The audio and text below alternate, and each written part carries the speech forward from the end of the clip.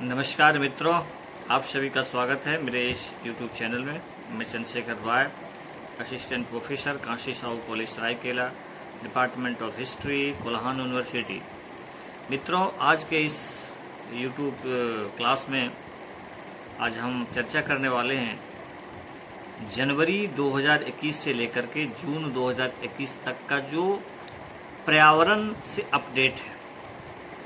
मित्रों, मैं बता दूं, चाहे आप सिविल सर्विसेज का तैयारी कर रहे हो, यूजीसी नेट की तैयारी कर रहे हो, अन्य कॉम्पिटिशन की तैयारी कर रहे हो, पर्यावरण एक महत्वपूर्ण खंड होता है जहां से हमेशा प्रश्न पूछे जाते हैं।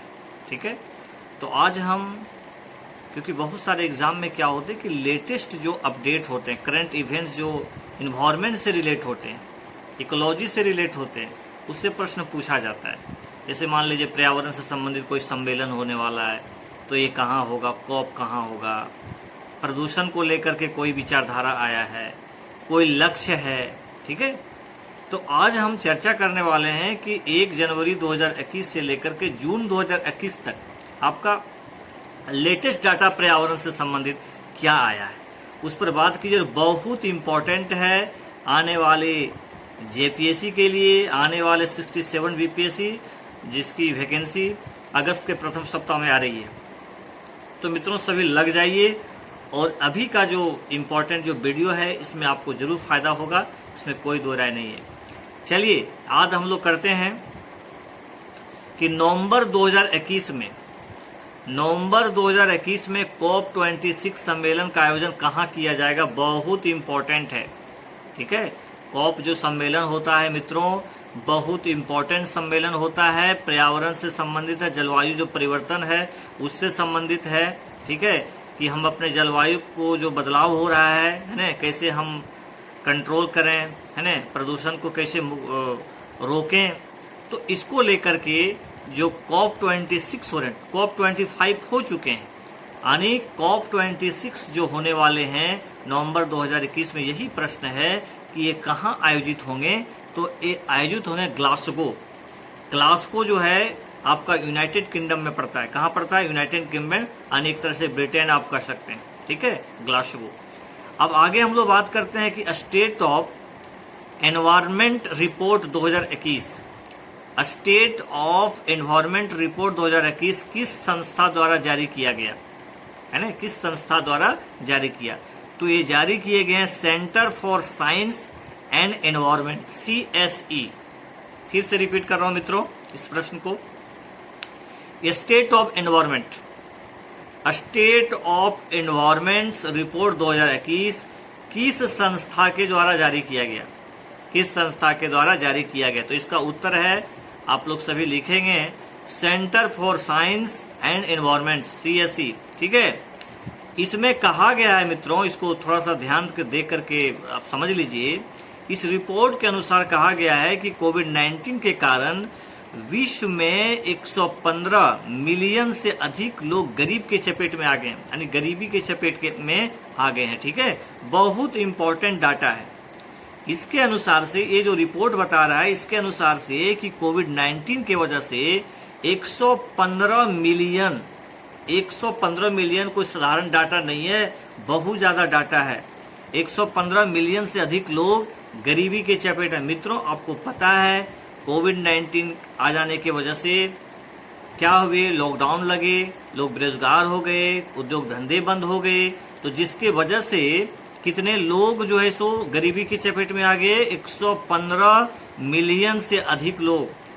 और एक इम्पॉर्टेंट डाटा इसी में है कि 500 मिलियन से अधिक बच्चों को कोविड-19 महामारी के चलते स्कूली शिक्षा से दूर होना पड़ा। बिल्कुल ये ऑथेंटिक डाटा है मित्रों। आप अपने घर के आसपास देख लीजिए, हमारे छोटे छोटे नन्हे मुन्ने बच्चों का हाल। उनके विद्यालय लगभग 1.5 साल होने चले हैं, वो बंद हैं, उनकी पढ़ाई चौपट हो चुकी है। ठीक है, तो निश्चित रूप से ये डाटा बहुत इंपॉर्टेंट डाटा है कि 500 मिलियन से अधिक बच्चे जो है कोविड-19 की वजह से जो है सो स्कूली शिक्षा से दूर रह गई। बहुत इंपॉर्टेंट डाटा है, और मुझे लगता है बहुत ही ऑथेंटिक डाटा इसको दिया गया है। चलिए अब आगे बात करते हैं, बहुत इंपॉर्टेंट ये समय जो भी आपको पर्यावरण से संबंधित आज के क्लास में हम चर्चा कर रहे हैं वो बहुत इंपॉर्टेंट है, आप इसको नोट कर लीजिएगा। Making piece the nature report, making piece है ना, with peace with the nature report किस संस्था के द्वारा जारी किया, यानी किस संस्था ने इसको जारी किया, कौन सा report? Making peace with nature, making peace with nature report किस संस्था द्वारा जारी किया गया? तो ये जारी किया गया है संयुक्त राष्ट्र पर्यावरण कार्यक्रम। संयुक्त राष्ट्र पर्यावरण कार्यक्रम मित्रों बहुत इंपॉर्टेंट संस्था है, एनवायरमेंट को लेकर के ये देखने का काम करती है कि पर्यावरण जो है सो सुरक्षित है कि नहीं है, इससे संबंधित ये रिपोर्ट जारी करते रहते हैं। यानी मानव की गतिविधियों के कारण कहीं तो पर्यावरण को नुकसान तो नहीं पहुंच रहा है, कितनी हानि हुई, ये सब सारा ये चीज देखने का काम करते हैं। बहुत इंपॉर्टेंट संस्था है संयुक्त राष्ट्र पर्यावरण कार्यक्रम, ठीक है। तो इसको आप शॉर्ट में बोल सकते हो UNEP, ठीक है। चलिए बहुत बढ़िया, यानी क्या, United Nation environment program, simple है इसका। आगे है नेक्स्ट महत्वपूर्ण प्रश्न मित्रों, प्लास्टिक अपशिष्ट प्रबंधन अधिनियम 2021, फिर से रिपीट कर रहा हूं, प्लास्टिक अपशिष्ट प्रबंधन नियम 2021 किस मंत्रालय ने जारी किया? तो बहुत इंपॉर्टेंट डाटा है ये, इसको आंसर होगा केंद्रीय पर्यावरण वन एवं जलवायु परिवर्तन मंत्रालय। बहुत इंपॉर्टेंट संस्था है, बहुत इंपॉर्टेंट मंत्रालय है, जो कौन सा जो है सो नियम जारी किया? प्लास्टिक, बहुत इंपॉर्टेंट है, प्लास्टिक अपशिष्ट प्रबंधन नियम 2021 किस मंत्रालय ने जारी किया है? तो केंद्रीय पर्यावरण वन एवं जलवायु परिवर्तन मंत्रालय। पूरी इंपॉर्टेंट ये आपका मंत्रालय है, इसको आप अच्छी तरह से मतलब कंप्लीट कर लीजिए। चलिए आगे बात करते हैं। नेक्स्ट महत्वपूर्ण टॉपिक है, क्वेश्चन है, भारत 2021 से 2025 तक पवन ऊर्जा की कितनी क्षमता स्थापित करेगा? मित्रों आप जानते हैं कि हम लोग का एक टारगेट है 2022 तक 175 गीगावाट, है ना, इस तरह का हम लोग उत्पादन करने का लक्ष्य रखे हैं, है ना। एक तरह से आप कह सकते हैं अच्छे ऊर्जा, जिसका डाटा आगे चेंज हो गया है 2030 तक 450 गीगावाट। तो एक हम लोग का टारगेट है कि हम लोग जो है सो जो भी ऊर्जा है ऐसी ऊर्जा पर हम डिपेंड रहे जो खत्म होने वाला नहीं है, जैसे सौर ऊर्जा, पवन ऊर्जा, जल ऊर्जा पर हम डिपेंड रहे, न कि हम कोयले पर डिपेंड रहे, पेट्रोल पर डिपेंड रहे, डीजल पर डिपेंड रहे, क्योंकि इनके दाम जो है सो दिनों दिन बढ़ते जा रहे हैं। इसीलिए हमें इनके वैकल्पिक व्यवस्था करनी पड़ेगी, तभी देश का जो है सो भला हो सकता है, विश्व का भला हो सकता है। चलिए आगे बात करते हैं। तो इसमें क्या कह रहा है कि भारत 2021 से 2025 तक पवन ऊर्जा की कितनी क्षमता स्थापित करेगा? ये महत्वपूर्ण प्रश्न है। इसका उत्तर होगा 20 गीगावाट। इसको एकदम लिख लीजिए। ये यदि आप यूजीसी नेट की परीक्षा देने जा रहे हैं तो मान के चलिए, जहां तक मेरा अनुमान है, जो मैंने देखा है परीक्षा में 100% होता है लेटेस्ट डाटा इन्वायरमेंट से पूछा जाता है, लेटेस्ट डाटा। और यदि 2, 3, 4 आपका डाटा सही हो गए तो मान लीजिए वही आपके रिजल्ट में एक महत्वपूर्ण भूमिका निभा सकते हैं, ठीक है। आपने सिविल सर्विसेज का एग्जाम दी, आपने इन्वायरमेंट का प्रश्न अच्छे ढंग से कर लिए, आपका स्कोर बढ़ा देगा। इसीलिए इसको आप बहुत ही ध्यान से सीखने का प्रयास कीजिए। चलिए नेक्स्ट महत्वपूर्ण प्रश्न है 67वें राष्ट्रीय फिल्म पुरस्कार। 67वें राष्ट्रीय फिल्म पुरस्कार 2021 में पर्यावरण संरक्षण श्रेणी में किस फिल्म को सर्वश्रेष्ठ फिल्म का पुरस्कार है? मित्रों आपको मालूम होना चाहिए कि कला क्या है। जो भी फिल्म है, नाटक है, नुक्कड़ नाटक है, चाहे जो भी चीज दिखाए जाते हैं, उसका सिर्फ ध्येय मनी कमाना नहीं होता है, अर्थ कमाना नहीं होता है। उसका ध्येय होता है कि लोगों में जागरूकता आए, लोगों में करुणा आए, लोगों में दया आए, लोग उस चीज को देख करके सीखे, उनमें बदलाव आए, ठीक है। तो पर्यावरण को लेकर के जो फिल्म बहुत इंपॉर्टेंट रोल निभाया है 2021 के संदर्भ में जो देखा गया है, वो आपका एक फिल्म है, इनको पुरस्कार मिला, राष्ट्रीय फिल्म पुरस्कार मिला 2021 का पर्यावरण संरक्षण के श्रेणी में। ठीक है, तो ये आपका फिल्म का नाम है वाटर वरियल। वाटर वरियल याद रखिए, बहुत इंपॉर्टेंट। कौन फिल्म? वाटर वरियल। क्यों मिला भाई? तो ये पर्यावरण संरक्षण के दिशा में ये इनका रोल रहा है, उसमें दिखाया गया है। चलिए, जून 2000, ठीक है, जून 2021 में जारी पर्यावरण की स्थिति रिपोर्ट, पर्यावरण की स्थिति रिपोर्ट 2021 के अनुसार भारत का स्थान कितना है? पर्यावरण के कंडीशन को ध्यान में रखते हुए ये डाटा एक आया है कि भारत का रैंक कितना है। तो भारत का स्थान है 117। इसको डाटा को एकदम तुरंत आप नोट, आपका जो कॉपी है उसमें नोट कर लीजिए, 117वां रैंक में भारत है। ये क्या है? यह जो रैंकिंग है सतत है ना, संयुक्त राष्ट्र के 17 सतत लक्ष्यों के आधार पर तैयार किया गया है। आपको सस्टेनेबल डेवलपमेंट जो गोल है उसके आधार पर इसको तैयार किया गया है। ठीक है, चलिए, तो कितनावां रैंक है? 117। चलिए आगे बात करते हैं। ध्यान रखिएगा, विश्व पर्यावरण दिवस 2021 आपको मालूम होना चाहिए, है ना। विश्व पर्यावरण दिवस कब मनाया जाता है? 5 जून। ठीक है, तो विश्व पर्यावरण दिवस 2021 पर प्रधानमंत्री नरेंद्र मोदी ने पुणे में एक पायलट परियोजना के तहत, कहां पर? पुणे, आपको जानकारी होनी चाहिए कहां पर है, महाराष्ट्र में। तो पुणे में पायलट परियोजना के तहत 3E100 एथेनॉल वितरण स्टेशनों का उद्घाटन किया। बहुत इंपॉर्टेंट टॉपिक है। देखिए, इथेनॉल का उपयोग करने की बात कही जा रही है कि हम पेट्रोल में इथेनॉल का उपयोग करेंगे, है ना, क्योंकि इससे क्या है कि हमारा जो है पर्यावरण प्रदूषित होने से बचेंगे।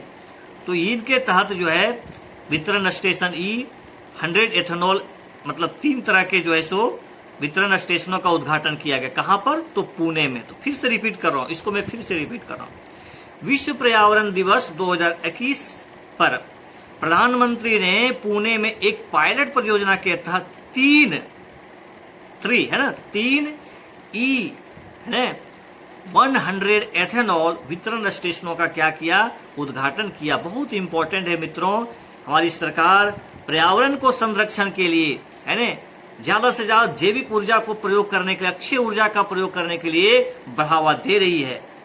और आप जानते हैं सौर गठबंधन को कौन नहीं भूल सकता। अंतर्राष्ट्रीय सौर गठबंधन मोदी जी की, है ना, नेतृत्व में किया गया है, जिनका मुख्यालय कहाँ है? कहीं दूसरे जगह नहीं है, गुरुग्राम में है, जो आपका हरियाणा में पड़ता है। तो प्रयास हो रहे हैं, और आप यदि सिविल सर्विसेज का तैयारी कर रहे हैं तो आपको पैनी नजर रखना चाहिए आर्टिकल्स पर, कौन डाटा आ रहे हैं जो पर्यावरण से संबंधित हैं, पर्यावरण से संबंधित से किनका क्या विचार आ रहा है। तो वैसे चीज से आप करते करते आप जो मेंस में जो राइटिंग होता है ना, आंसर राइटिंग, उसमें आप अच्छा कर सकते हैं। उसमें आप डाटा डाल करके, डायग्राम बना करके, लेटेस्ट इफेक्ट को देख करके आप उसमें यदि आप मेंशन कर देते हैं तो आपकी उत्तर जो है सो बहुत मजबूत हो जाती है और आपको अच्छे मार्क्स मिल जाते हैं। चलिए आगे बात करते हैं। देखिए, जून 2021 में असम का 7वां नेशनल पार्क कौन बना? जून 2021 में असम का 7वां नेशनल पार्क जो है देहिंग पटकाई वन्यजीव अभ्यारण्य। याद रखिएगा, ये पूछा जा सकता है आपको एग्जाम में कि देहिंग पटकाई वन्यजीव अभ्यारण्य ये किस राज्य की अभ्यारण्य है, किस राज्य का नेशनल पार्क है। नेशनल पार्क, वन्यजीव अभ्यारण्य, ये बहुत इंपॉर्टेंट होता है, ये परीक्षा के दृष्टिकोण से काफी ज्यादा महत्वपूर्ण है। तो ये कहाँ के हैं? तो ये असम के हैं। ठीक है, चलिए नेक्स्ट महत्वपूर्ण प्रश्न है कि 5 जून 2021 को असम का 6ठा राष्ट्रीय उद्यान कौन सा बना था? असम का जो है सो 6ठा राष्ट्रीय उद्यान जो है वो बना था रायमोना।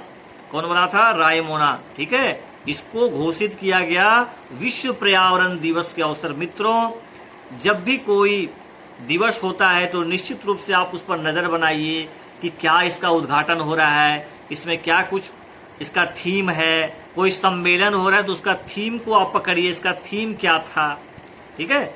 और कुछ नए नए चीजों का शिलान्यास भी दिवस पर होता है तो उस पर आप पैनी नजर रखिए।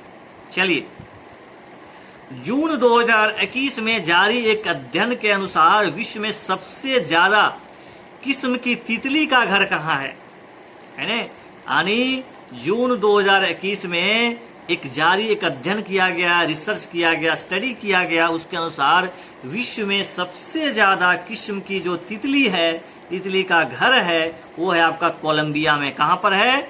कोलंबिया में। चलिए आगे हम लोग बात करते हैं कि भारत के किस राज्य में तीनों प्रजातियों के मगरमच्छ पाए जाते हैं। भारत के किस राज्य में जो है तीनों प्रकार के मगरमच्छ पाए जाते हैं मित्रों? तो ये जो है सो स्टेट है ओडिशा। कौन सा स्टेट है? ये ओडिशा स्टेट है। चलिए आगे बात करते हैं। हाल के जारी एक रिपोर्ट के अनुसार से भारत के किस द्वीप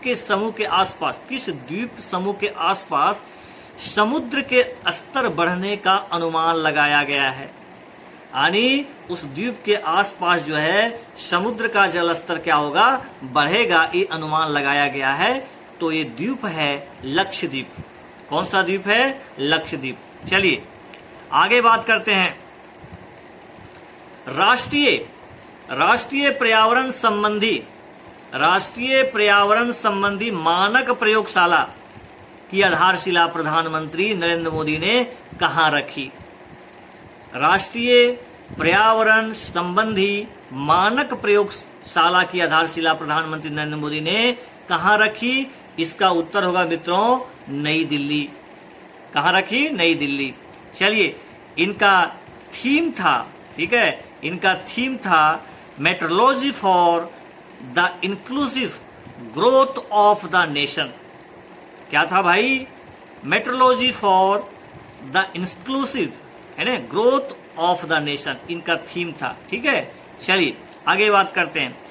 भारत के नेक्स्ट महत्वपूर्ण इंपॉर्टेंट प्रश्न है मित्रों, इसको ध्यान से आप सुनिए, नोट भी कीजिए, बार बार इसको रिपीट कीजिए, वीडियो को देखिए, लोगों तक शेयर कीजिए ताकि इसका फायदा और भी बच्चे ले सके, उनको भी बताइए।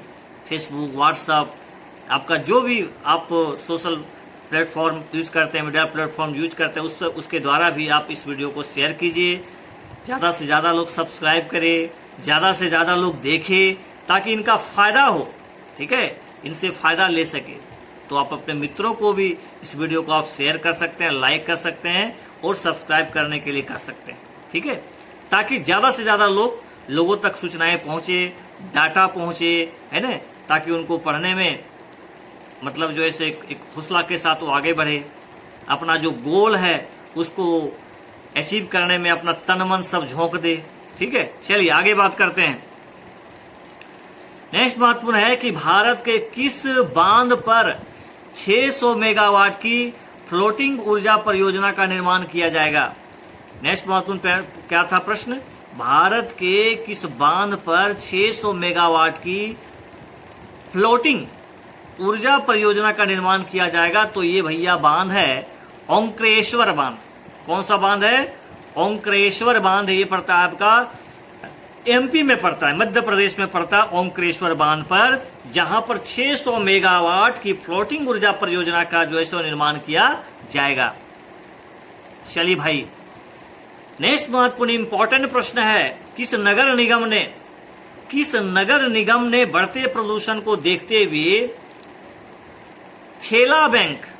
ठेला हम लोग सब परिचित है मित्रों, बचपन में आप ठेला देखते होंगे। बचपन में लोग ठेला लेकर के कहाँ जाते थे? स्कूल जाया करते थे। ठेला लेकर आज लोग मार्केट जाते हैं सब्जी लेने के लिए। तो बढ़ते प्रदूषण को देखते हुए ठेला बैंक की शुरुआत जो है सो जिस नगर निगम ने किया है ना, वो है आपका लखनऊ नगर निगम। मित्रों लखनऊ से आप परिचित हैं, ये उत्तर प्रदेश की राजधानी है। चलिए, पर्यावरण अनुकूल खादी प्राकृतिक पेंट को किसने लॉन्च किया? देखो भाई, अभी सरकार के द्वारा प्रयास किया जा रहा है, कुछ चीज ऐसा लॉन्च करें जो पर्यावरण के अनुकूल हो, पर्यावरण के प्रतिकूल नहीं हो, ताकि पर्यावरण सुरक्षित रहे, तभी हम सुरक्षित रह सकते हैं। ये यदि मेरे मन में है कि हम सुरक्षित रहे, पर्यावरण सुरक्षित नहीं रहेगा तो क्या दिक्कत है, ये क्योंकि एक दूसरे से क्या है, संबंध है। पर्यावरण यदि शुद्ध रहेगा, स्वच्छ रहेंगे, हमें शुद्ध वायु मिलेंगे, हम सभी स्वस्थ रहेंगे। इसलिए हम सभी को क्या करना चाहिए, पर्यावरण का संरक्षण करना चाहिए। मित्रों, इस वीडियो को मैं ज्यादा लंबा नहीं करूंगा, ये फर्स्ट पार्ट वीडियो है पर्यावरण का। एक वीडियो पर्यावरण पर स्पेशल और बनाएंगे, ताकि और सब जो भी बच गया है उसको मैं कर सकूं। मित्रों, इस वीडियो को अच्छा से देखिए, पढ़िए, मन ला के पढ़िए और टारगेट लेके पढ़िए। ठीक है, थैंक यू वेरी मच सभी को।